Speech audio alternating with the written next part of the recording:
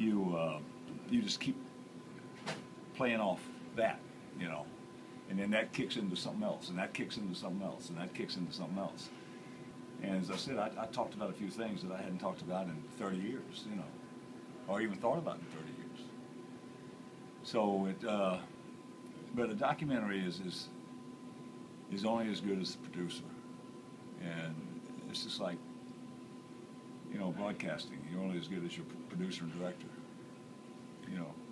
Could you ever envision doing what you're doing now had you made the cut golf? No. Oh, I tell you, Mark, golf. Like when I played in the British Open, it's the way I played in qualifying. You know, that All-American qualifiers and that weather, and shot 70, 68, and then nobody hit the ball better than I did the first 2 days, and I missed the cut by a shot. So it'll tell you, my putting was, I promised Jack that I wouldn't leave a putt short, and I didn't. I shot 75 first day with 6-3 putts. I think 70 or 69 was leading after the first day. And then the next day I had 5-3 putts. So I had 11 3 putts in 2 days and missed the cut by a shot. And it'll tell you how good I was hitting the ball. And nobody hit the ball better than I did the first 2 days. My only problem was, as I said, you know, I had such a bad temper that I'd go out with 14 clubs and I'd come back with 5 or 6. And you just can't beat those guys with 5 or 6 clubs. They're too good. You know? So I had Tommy Bolt and I had a lot. In fact, we played a lot together, and when I say a lot, more than a few times together. And people were just waiting for see who was going to break a club first. What do you think when you hear they're doing an hour-long documentary on your life? What does that mean to you, or does it? I know you said you kind of went back over some of the things you hadn't talked about in a while, but overall, what do you think about that? Oh, there was a lot we left out too.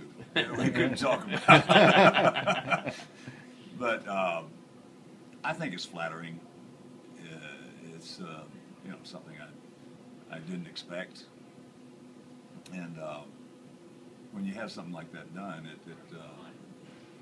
it's meaningful to the extent I'm happier for my grandchildren than anything else, you know, because that'll be there.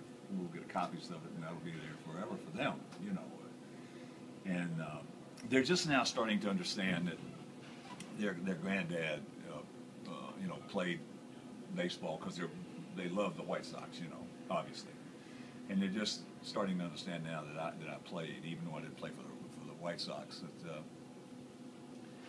that they run around with their White Sox hats on all the time. You know, I get to see them every day, and so it's going to be a wonderful 4 days for me. And then Thursday night, I was just thinking about, this morning when I was in the shower, I was thinking about, well, maybe we ought to have a little family, you know, get together, have them all over at the house, because we have about 15 or 16 in that area there.